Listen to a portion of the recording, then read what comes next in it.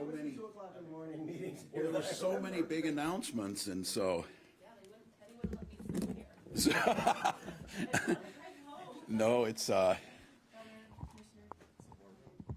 yeah, very good. Well, good morning, everyone. Thank you again for joining us here at our Emergency Response Center, DPS. Really grateful you're all here. And we wanted to take just a moment. I was just discussing, I hear a lot from folks. We're talking public safety broadly, but in the context of COVID. And one of the things I heard a lot is during a time when there was very little information, people felt unease about how the situation was going. They felt that it was really comforting to try and get as much information as they could in real time. And I think when we view public safety, whether it is highway safety death, whether it's workplace safety, whether it's health concerns, or whether it's crime rates rising up, I think it's really important that we try and get in a little more of a rhythm to share the information that's going on, to share the data that we're seeing, because we're tracking this on a daily basis, and you can look at short-term trends and look at long-term trends and start to adjust tactics accordingly. So I'm joined today by the state's response team. I'll hear from Commissioner Harrington, you'll hear from Superintendent Evans, you'll hear from Chief Gates at Metro Transit. We got State Patrol up here. A lot of the assets where the state is there providing assistance to locals, whether it be in Minneapolis in a violent crime, or whether it be across greater Minnesota yesterday, which we saw the horrific swatting incidents that caused great trauma, and including my school of Mankato West. So with that being said, we want to make sure that we're talking and being very clear where the public's at. Minnesota has a very low tolerance for crime, and safety is a top priority. We're top workplace safety in the country for industrial accidents. We have the fewest in the country. We're now 6th highway safety again, and we're rising in that regards, and that's because the focus State Patrol is putting on that. We have incidents of violent crimes that are unacceptable and too high, and we're seeing good coordination. I think you saw the incident about the cell phone ring that was broken up. That's trading information. This is this whole idea of what can the state do to help and provide, whether it be investigative services, whether it be intelligence, or whether it be the support that is being provided by uniform officers in the State Patrol. All of those things working with local communities, and again, not just Minneapolis and St. Paul, but across the state. So what I want you to do today is to be able to see this. You've seen some numbers up here that are pretty amazing. Our heat patrols have been very effective, and I would like to compliment the State Patrol. I was headed down to Rochester and Preston yesterday and just happened to be in the heat zone. So it was, traffic was flowing safely through work zones and out, flowing at the speed limit, and that entire trip, of course, there were no accidents, and that's our goal. So we don't pride ourselves on how many tickets we've given. We pride ourselves on how many lives we saved, and the Heat Patrol has done a good job with that. BCA has been a key partner, and I want to thank U.S. Attorney Lugar and the folks at Alcohol, Tobacco, and Firearm for providing that additional assistance. You're going to see, and you've seen some of this, the hundreds of guns we've seen, over 20,000 fentanyl pills. The numbers are staggering on what can do, and many times they're connected together. And then Metro Transit. I was out meeting, we had the North America's airports met in Minneapolis this week at Minneapolis-St. Paul Airport, which, by the way, was named once again the best airport in North America. And one of the concerns of theirs was transit security and transit safety, as their employees were going back and forth on light rail, and making sure that we were able to do that. So meeting with them, meeting with Mall of America, meeting with folks, and the Metro Transit folks are stepping it up. But I think the same thing we're seeing across the state is we're short. I believe we're 70 Metro Transit. I don't want to speak out of order. I think we have 70 openings we'd like to fill. Around 60 that we need to fill. We need to hire more folks. We need to hire more folks at the state level, but of course that gets even exacerbated at the local level where we have those openings. So one of the things that the state can do is provide the resources to try and make sure these hires happen. So just like with COVID, took a village. Took a lot of people working on this, just like highway safety, and we put out the information. Folks need to be defensive. They need to help. They need to look. And when it comes to crime, we need to all work together to solve this. That's state, local, county, and it's individuals. We're seeing great help from our partners in different organizations and creative thinking. Minnesota is now a national leader in the reduction of this absolutely dangerous and ridiculous street racing. I don't know what to call it, phenomenon. It's across the country, but our experts from Minnesota are traveling to Los Angeles and other places to try and show them how we're starting to break some of this up. It's a dangerous trend. we need some experts to figure out why this thing has kind of gotten going where it is. But what we do is we have experts in Minnesota that are showing ways that you can control this. So what I want to do is I'm going to turn it over to Commissioner Harrington, and then you're going to hear from the experts. We're going to do a little bit of a deep dive into some of the data where you see some of the trends. Some are encouraging, some are more stubborn. But I think for Minnesotans to recognize this is a top priority on people's minds, has been. State Patrol, BCA, our folks have been here since spring. The intention is today to announce, as we did, that we will stay certainly through the end of the year, but more importantly, stay till the situation turns itself around. Really grateful to Dr. Alexander in Minneapolis, starting to come up with a very, I think, focused plan. And then we just need to be good partners. All of us need to be good partners to make sure that we're keeping our spaces as safe as they possibly can be. With that, Commissioner Harrington. Good morning. I'm John Harrington. I'm the Commissioner of the Minnesota Department of Public Safety. And first of all, I want to note from yesterday with the swatting incidents, we're now up to, I believe, 15 swatting incidents that we've had reported, with International Falls coming in most recently. That was, I think, one that hadn't been reported yet.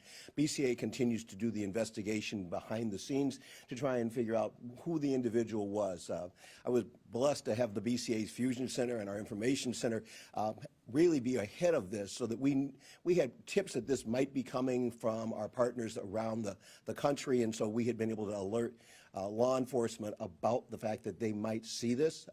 But I will be honest, as I saw the videos coming in yesterday of the police response to the schools, there was a moment there where I thought, that's the response that Minnesotans deserve. That's the response that they want. They want to see cops in uniforms and cops in plain clothes, and an all-hands-on-deck approach to making sure that our kids are safe. And that's what you saw yesterday across the state, from the very tip-top up International Falls all the way down to Austin and any place in between, including my East Side school, Johnson High School. It is definitely a problem that we need to get our hands around. Public safety is about preventing crimes. That's the gold standard of public safety, is preventing crimes. And it's also about changing behavior. And we know that the best way to do that is by working together, working in partnerships. It's bringing cops and community, detectives, businesses all together to try and say with one loud voice, we recognize that there are problems, there are social problems and other problems, but that we are here to help make sure that those problems are resolved quickly. I'll start by talking about the State Patrol. And the troopers across the state are working closer than ever with police partners and communities. And once again, it was not lost on me that as I'm watching the footage from the media of those school swatting incidents, that I saw State Patrol troopers rolling up to those schools to back up the county and the local cops to make sure that we were not going to have a tragic incident. Even once we knew that it was probably false alarms, you can't take a chance on that, and I was very, very pleased to see the troopers there. Our work across the state and Minnesota freeways has really been an interesting bridge of troopers staying focused on their primary mission of protecting motorists through traffic education and enforcement. But they've also been participating in some of the most major events that the state has. Aquatennial, 30 troopers every day, the Minnesota State Fair, the return of students to the U of M. We've heard from a lot of the public asking about, how are you doing this? Because we're at heat, and we're doing street racers, and we're doing aviation, and we're high visibility patrols, and I have adopted a friend's slogan, modified it slightly. I tell them the troopers are the few, the proud, and the very mobile. Our heat patrols on the State Patrol have been so successful that, as the governor has said, we extended them through the end of the year. During these patrols, the troopers are focusing on the most aggressive drivers. Example of that, trooper stopped a guy the other day for doing 111 in a 55. They go through the process, they're going to tag him, and within a few minutes he stopped for doing 110 in a 55. He's in jail, his car's towed, and we hope that this is an object lesson for him, that his need for speed needs to be channeled in a very different direction. We're just blessed that he hadn't crashed into somebody else, because at 110, 111 miles an hour, there's no walking away from that crash. There's no walking away from that accident. But State Patrol has stopped over 500 drivers just since the beginning of September. And a majority of that is for speeding. And while we're working on reducing crashes through making sure that we're enforcing DUI laws and that we're making sure that we're working on seatbelt and distracted driving, speed is what's killing us right now. And while we're seeing some success on the fatals, I think we've got still a lot more work to do. Project 2022 is also continuing Saturday, Sunday up in St. Cloud, but that's part of the mix that we're seeing with the troopers is while they're hitting it hard on the traffic enforcement. I got a call from Chief Larry Anderson, St. Cloud PD. He wanted to rave about what the troopers did during their project safety up in St. Cloud. They'd had a series of shootings, and during that Safe Streets initiative, 300 traffic stops, seized marijuana, meth, 1,000 Percocet tablets, handguns, $5,000 in cash, 29 felony arrests, and 54 other arrests made as the State Patrol, St. Cloud, the county all cooperated together in greater Minnesota to make sure that people are safe from crime, just at the same time that we're also trying to make sure that they're safe from traffic collisions. We continue to focus on the street racing phenomenon. I don't know how else to describe it. It's dangerous, and 2 years ago, I can still remember shootings down on Lake Street where the street racers got into conflicts with each other, and we've taken guns off the street racers. And so for those folks that think this is somehow your Friday night cruise from Grandpa, it's not. These are cars that are driving at dangerous speeds. They're driving in packs. They're doing gas burnouts, and they're armed, and oftentimes coming into conflict.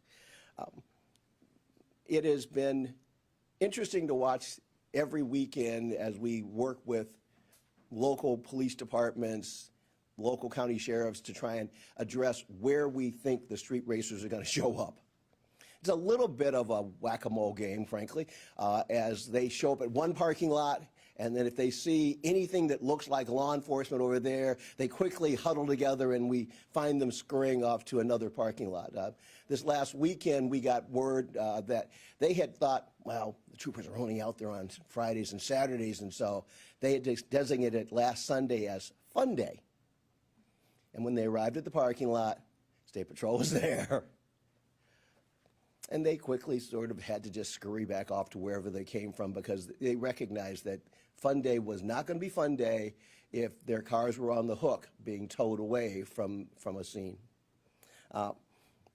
I hope that the street racers are spreading this message to not just the local street racing group, but also spreading it, nationally. I want them to know that no matter where they go, they can just look in their rearview mirror, and they're going to look and see the maroon and gold right behind them. And for those that no longer have a rearview mirror because they've got those nice new camera systems, open the sunroof and look up, because the State Patrol helicopters ain't not far behind. This past weekend, troopers made 34 traffic stops. As I said, it has been impressive work that has continued, and we continue to do it over and over all across the state. In a second, you're going to hear numbers from the superintendent of the Bureau of Criminal Apprehension, Drew Evans, about guns seized and arrests made and pills taken off the streets, and mainly in Minneapolis, although we are working these cases literally all over the state. These numbers are important because they speak to the precursors and the causes of the violent crime that we see in the state's largest city. And we recognize that there's a cause and effect relationship between folks that are trafficking in illegal narcotics, folks that are trafficking in guns, and the violent crime that goes along with that. Since the spring, we have continued to support our partners both through the federal system with ATF and FBI and the city of Minneapolis and Hennepin County. BC agents are not just working the dope angle, though, by the way. And one of the things that I track is human trafficking. Oftentimes it's not, and it was noted to me that in the last few days, a cooperative work, Woodbury, Washington County, Oakdale, federal human services came together and there are 5 young men in custody now for soliciting to have sex with minors. We're not going away off the wire. We're not going away off the streets. We're going to be right behind you on the state highways. We're going to be right behind you wherever bad things happen. The state is committed to work in partnership with all of our partners across the entire state, from the top to the bottom and everywhere in between, to make sure that Minnesotans are safe. And I will close with this note that, and this is a conversation that Superintendent Evans and I have regularly. While we're focused on the current crimes that are out there, we haven't given up on our search for the murderers of Anaya and the shooters of Ladavian. I wish I could say that those cases were already solved. And I know their families grieve for them still every day. But the BCA, the Department of Public Safety, we haven't forgotten. And we're still coming after the guys that did those crimes. And with that, I'll turn it over to Superintendent Drew Evans. Thank you, Commissioner, and good morning, everyone. Oh, sorry, Governor. Thank you. So, as you've heard a little bit today, and you know, that one of the things in our tenet for the Department of Public Safety and the Bureau of Criminal Apprehension is really that we find that every Minnesotan, no matter where you are in the state, should be able to go to school, live their lives, participate in daily activities and safety. And our commitment at the Department of Public Safety and Bureau of Criminal Apprehension is to do the things that we do, such as the BCA. We often talk with our staff that our role is to provide specialized resources, expertise, analysis, systems, so that local agencies can make decisions and keep their communities safe. And that's the role of the state, is to provide that assistance, and that's exactly what we're doing in the city of Minneapolis and surrounding areas, and have been doing so. Our violent crime response partner agencies that we've been working with since the spring of this year in the Minneapolis Police Department, Hennepin County Sheriff's Office, ATF, DEA, FBI, DHS, HSI, and others remain focused on homicides, gun-related crimes, felony warrants, violent criminal activity that's occurring in those areas. These activities continue to feed in to the violent crime strategy that United States Attorney Lugar has formed in his office to continue that work and identify those most violent criminals and hold them accountable for their crimes. We also continue to work closely with the Hennepin County Attorney's Office in prosecuting these crimes as well.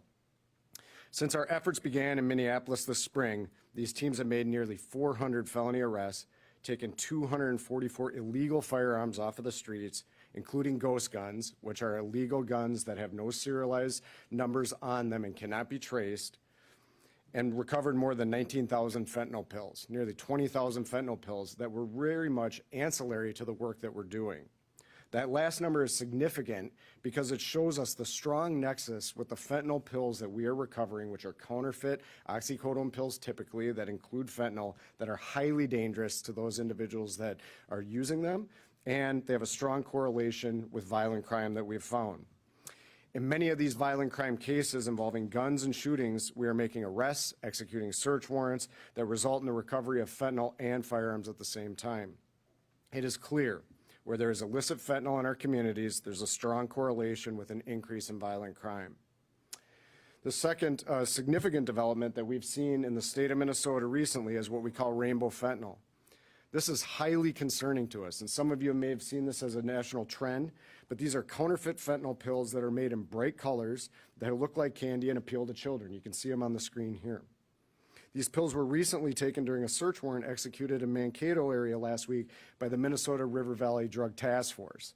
This is the first time we've seen them in Minnesota, and they've been sent to our laboratory for analysis. They represent a significant danger to our communities because of the marketing that we have to our kids and are highly deadly. Our BCA laboratory has seen a 20% increase in the number of cases where evidence has been seized that include fentanyl in the last year alone. Our laboratory also continues to work with our partners at the ATF and its mobile NIBIN unit to quickly process firearms. We've told you about this before. The goal of this is to enter evidence into the mobile NIBIN database for comparison with ballistics evidence from other crime scenes. Since that work, to provide you an update, the BCA has entered information on more than 500 firearms into the NIBIN database. That's a rate of about 100 a month, which is an increase from the 70 we had approximately a month before we had this technology available to us. With an additional 476 entries made into the mobile NIBIN unit, it has allowed us to nearly double our capacity to enter firearms information in that time. In that same time frame, the information entered into those two machines has resulted in leads in nearly 300 cases. That's more than a third of all the cases entered across all the work we do at the BCA. So that's significant in terms of providing information, and one of the roles that we provide, when I said providing specialized analysis, to aid investigations in local communities. We're also continuing to see auto sear switches, often referred to as switches. These are devices that turn a semi-automatic firearm into a fully automatic firearm. They represent a significant danger to our communities because they're difficult to control, and obviously when you turn a firearm into a fully automatic firearm, it increases the likelihood that innocent bystanders are going to be shot when a shooting does occur. While many of the violent crimes we're seeing in Minneapolis are being committed by individuals, and that we're seeing acting on their own, we're also seeing a rise in organized violent criminal activity in Minneapolis, and our teams with our partners are addressing that as well. It's not just some of the other types of crimes that we've referenced before.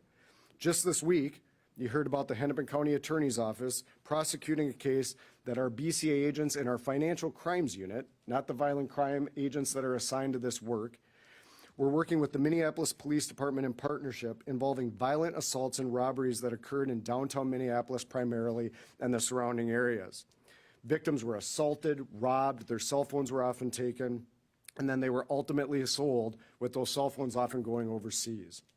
I can't provide further details about that case right now beyond what's concluded in the criminal complaint, but the criminal complaint is very detailed on the different types of crimes these individuals were committing and the danger that they represent to those that are wishing to go to our downtown that many of us patronize and that we need to ensure has safety for everybody.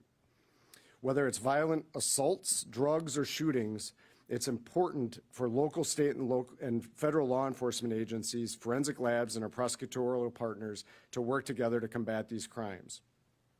The BCA, as we told you from the beginning this spring, has reassigned significant investigative, analytical, laboratory resources, and then on a case-by-case basis, such as this iPhone theft case, we will assign them as needed to provide assistance to our partners and ongoing, and we've done that work in Minneapolis and surrounding communities. We continue to work with our partners in this effort at the FBI, ATF, DEA, DHS, HSI, Minneapolis Police Department, Hennepin County Attorney's Office, Fridley Police Department, and others, with the continued leadership of the United States Attorney's Office and continue violent crime strategy, and continue to work closely with the Hennepin County Attorney's Office on other cases, such as the iPhone case I referenced.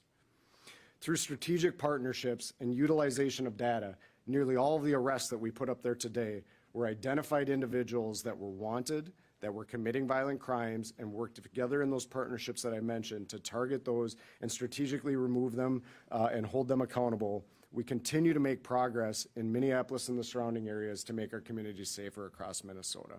And with that, I will turn it over to the Met Transit Police Chief.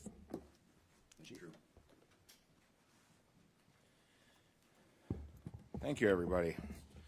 My name is Rick Graetz. I am the interim chief at Metro Transit Police. I'm very happy to be here today. I know you're taking in a heck of a lot of information right now and data, and I'll try to be as clear and concise as I can be. The state's put a lot of investment into a vast transit system, and we all know that having a well-regulated and safe transit system is essential to the regional development of the state of Minnesota. And with that, I just want to tell everyone that we're hearing your voice, we're hearing what you want. You want the police presence out there, you want that safety on Metro Transit, and we're listening. We're doing what we can to provide that. We're not quite where we want to be yet with that. We are short-staffed. That's no secret. That's the story across the state of Minnesota. But it's what you do with the staffing that you have at the time, right? And I will throw in my little bit of a recruiting thing here is if you know of young men and women that want to go to school and be cops, get them to us right out of high school. I want them to be our CSOs. I want them to be our future. We'll pay them. We'll work on their tuition reimbursement, and they'll get health care benefits, and we can get some people employed and get them in this career because it's a great career.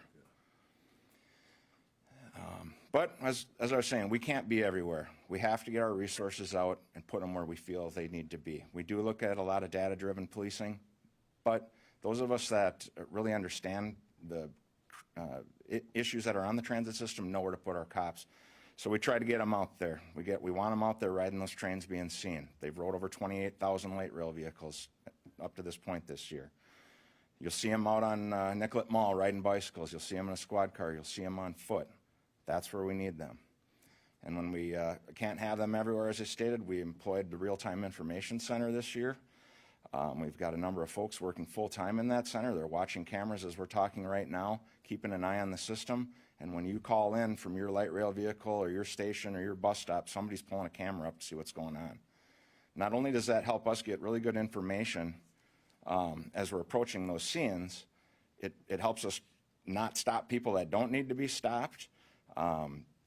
And it really helps the officers make good decisions when they get there, and we can see what's happening to you in real time. Those folks in that center are also saving lives. They've come across a number of medical emergencies and overdoses and called in EMS to help save those people. It's really been a great story of success, and we're going to invest more into that. You know, in addition to the proactive work, there's no secret that, you know, as I said, our stat, we're about 28 cops less than we had last year at this time, but we have about 6,000 more calls for service in our system, in our CAD system. They're busy.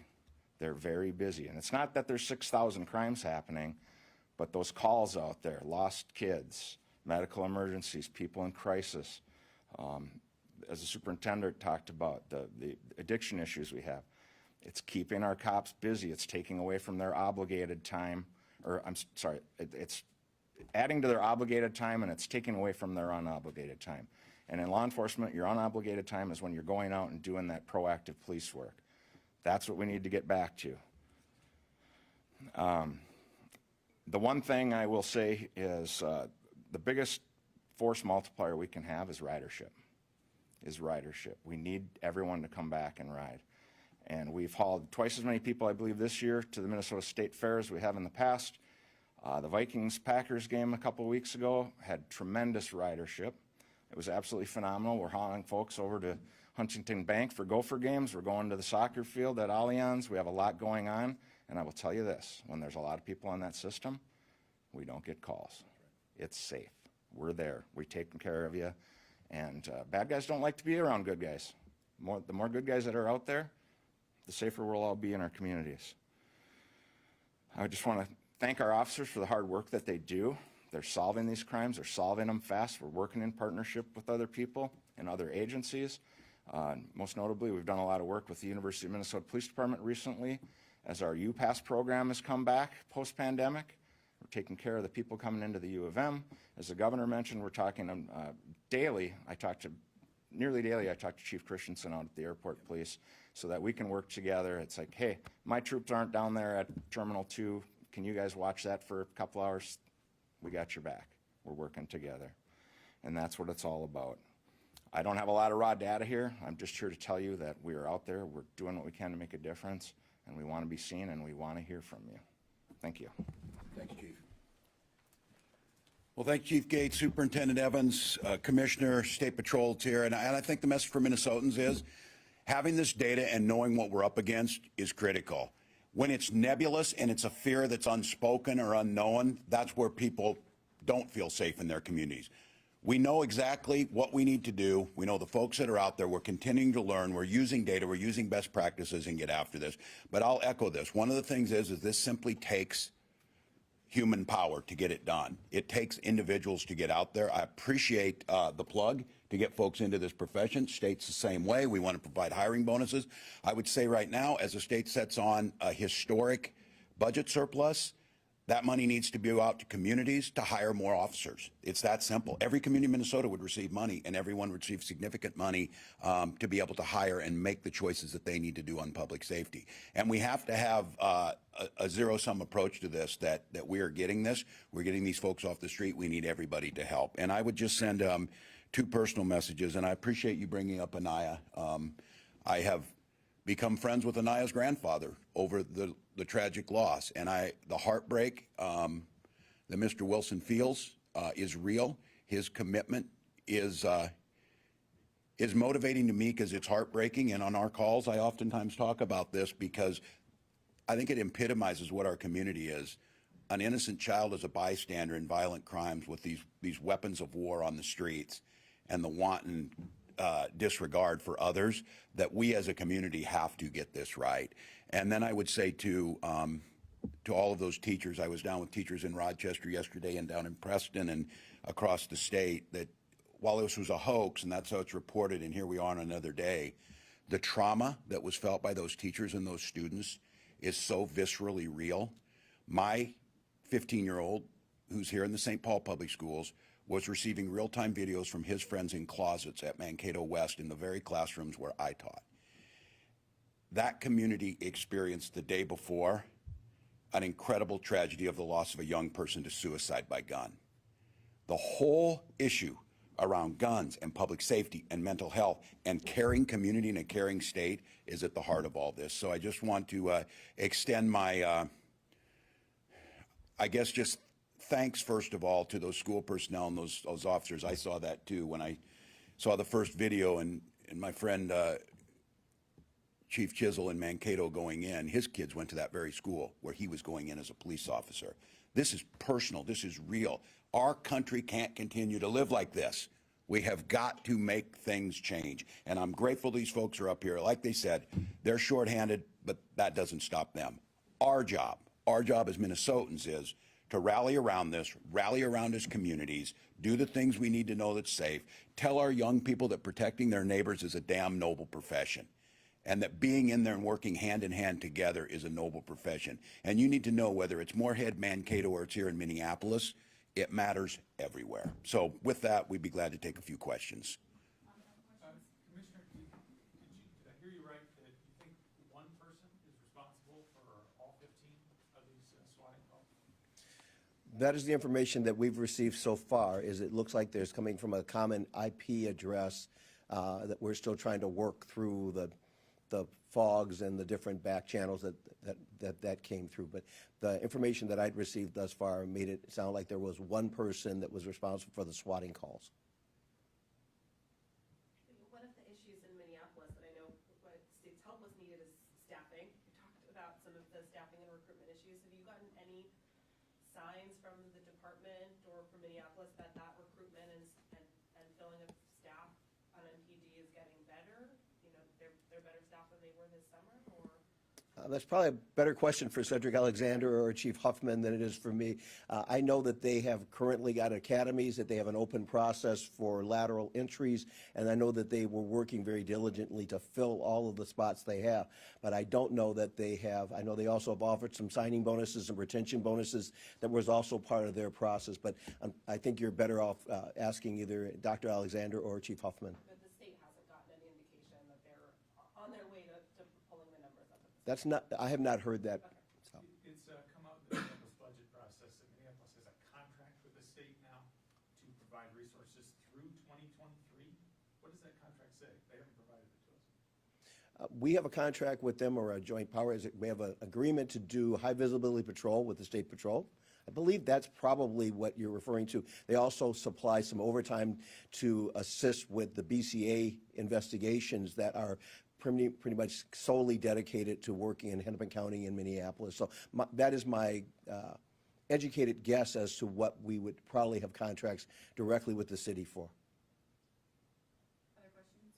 Yeah, on the drag racing, or the speed racing, so you said you're making progress. Is it just that they're disbanding and you're catching them in the moment? Are these popping up less frequently as a result as well? Or they're just not getting to do the racing when they show up as much? I'd tell probably all of the above, actually, on the street racing. We have seen them, number one, we've seen the numbers of the street racers at a particular gathering drop significantly. We were seeing in the early days hundreds of cars and lots of folks that came out to watch the street racing all congregate in areas, and the numbers there have dropped dramatically. So the total number of participants appears to have dropped. The folks that are there to witness this mess has also seemed to shrunk. We are not seeing them pop up in as many places. over the course of the weekend, there was a time when we might have 5 or 6 different places that they were hitting, and now it's down significantly from there. So I'd say that we have less people, we have less events, and when we do have them, we are making very effective use of our tools, so that we are making arrests, we're taking guns off of them, we're towing in cars that don't have VINs and other quality of life issues. And so as a consequence, I think the message to them is that if you come out and do this, we're going to hold you accountable. Have they been seasonal in the past? Like, I would imagine it always goes down in the winter. Well, it's hard to do a Tokyo drift in 4 inches of snow. So, yes, that is my experience also, is that we're hoping that the weather helps us on that one, because that would allow us to rededicate some of the resources we have for the street racers to some of the other jobs that we also would like to do. From all that you've heard, is street racing mainly a metro thing? Are you getting any reports from the outstate area? Is it strictly a metro? It's a metro and suburban thing, but we have definitely heard about it across both our state and in other states. We have picked up gatherings off of some of their posts about coming from Illinois, coming out of Wisconsin. California has a really big street racing problem. So I think it's been centered in the urban core, but we have certainly seen it in not just the first ring suburbs, but the second and third ring suburbs in the metro area also. Anything else? Governor, this wouldn't be about violent crime, but your administration is taking a lot of criticism for allegedly allowing the Feeding Our Future scandal to continue. What's your response to that? Well, first of all, and I hope the outrage on this is a global pandemic, and our biggest fear was food insecurity, especially for the number of children who are hungry in the best of times. So the audacity, the brazenness, and the absolute heartlessness of a criminal ring focusing on children's foods is just beyond the pale. With that being said, it's a federal program through the Department of Agriculture. Our administration, very early in the previous presidential administration, noted the irregularities with this. We alerted folks as quickly as we could. We took that forward. We took the step of stopping payments. My commissioner was threatened with jail if she did not pay by contempt of court. The judge ruled. We accepted that ruling. We went back to the new administration once again and went to the FBI, who took this seriously. And I think what you're seeing coming out now, I and my team have not been able to say anything because the FBI was in an active investigation and we were told not to. So why Senate Republicans held hearings and took my commissioner and threatened to fire her. She was under orders from the FBI, and the way the system works is to not say anything. So we caught this fraud. We caught it very early. We alerted the right people. We were taken to court. We were sued. We were threatened with going to jail. We stuck with it. We got the FBI out there, and we have 48 people under indictment, and that's the way it's supposed to work. And again, we have oversight by the legislature. These are folks that continue to underfund my agencies when I ask them that we need help to do these different things. But I think the criticism, if you look, is not coming from the FBI. It's not coming from the Department of Agriculture. It's not coming from the U.S. Attorney. The criticism we were getting was coming from the criminals who celebrated and talked about firing my commissioner and getting her fired when they were celebrating when the judge made the ruling. So very clear on this. This is unacceptable. We take fraud seriously. We're very transparent about this. We got the people who did this. We will start to recapture those resources, and we'll continue on. So again, it's amazing to me that we find folks in the political realm that are more angry that they can't blame us for everything rather than recognizing we had criminals that we caught. This whole idea of wanting Minnesota to fail is just permeated, especially the Senate. It's just unfortunate. So I'm proud of the work that our folks did. We always can try and get better. Criminals, these folks will tell you, you do one thing, they'll outsmart you and they'll come another way. All of us get the scam calls. All of us know what's happening. They'll move from one to the other. But the fact of the matter is it was our administration that caught it. We caught it early. We asked for help. We didn't get it. The courts ruled against us. We complied, but still pushed this. We got the FBI's involvement, and this week we got indictments. Did you ever get personally involved in this? And do you think the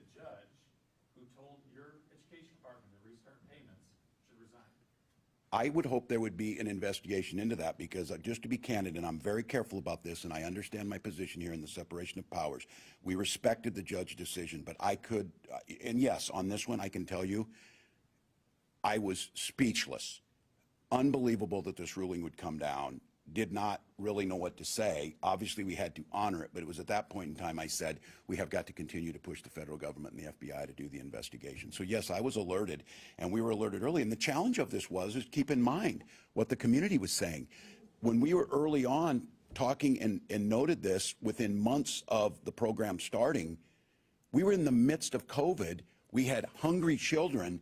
Our concern was, too, the disruption that this would cause and making sure, and there were people out there that said, if you follow through with this and you pull back, there are some legitimate folks going to get caught up in this and children are going to go hungry. So those were the decisions that I was making to ensure that we were getting the legitimate folks and trying to separate these folks out. Once again, this idea of going after MDE, why are you complaining at the police officer who made the arrest, who tried to do this? These folks were doing it. So yes, I'm not going to go, Theo, and I'll answer directly on this. I am highly disappointed. None of us are perfect. Maybe this was just a bad decision. All of us do it, and judicial decisions can be the same way. But I would hope there would be some view on this because, again, when you're all seeing now what we saw ahead of time, the evidence to me was overwhelming. I wouldn't have believed in a million years that they were going to rule that way. And keep in mind, they walked right up to, and this group celebrated that the commissioner could be going to jail if she doesn't pay us. That's the way this thing read, that she had to follow through and make payments, even though our administration knew there was the highest probability that they were defrauding the government. Yeah. When did MDE or your staff, like, when did you learn personally? That I'll have to go back and look. I don't know the exact. Are there policy changes that you think need to be in place now at the agency level, either state policies or Yeah. to give them more power to stop future? It's a great point. Let me follow up on I want to get the timeline right so I don't speak out of that. I think anytime we have these incidents, whether it's in public safety, whether it's during COVID, I think one of the strengths that I will say our commissioners and our administration have is the ability to do after-action reports. And we're doing that very same thing because I think it's fair to ask, maybe we can never do it, but I think the expectation is to be this. Why couldn't you catch it on the first day? Okay, that's a fair assumption. Now, once we gather all the data, it's much more complex than that. It's much harder. But I do think we need to go back. Were there places in here that we could have shored this up? Are there gates that we could put in place that were not depending on this? Because, I mean, it's just staggering to think. We had a state agency who, with all probability, understood this was going on, executed stopping payment, and the courts forced us to go back and pay it again. Is there something in there that could preclude that from happening? Is there a way that we could have gotten a very public hearing in the time frame? Because once again, keep in mind, most of the money left after we were forced to continue to pay, not before. And if there is something there, I am absolutely say yes on this. If there are things, it may end up being federal. What can, because Department of Ag didn't take it seriously when we asked them. So I think, yes, there needs to be a review of this. This gives us a golden opportunity to look at that because we're always up against this, trying to stop fraud, waste, and abuse. So thanks, folks. Thank you all. Grateful. Thank you. Great pitch on the hiring. I appreciate that. So whatever we can do to help. Thank you. Oh, thank you.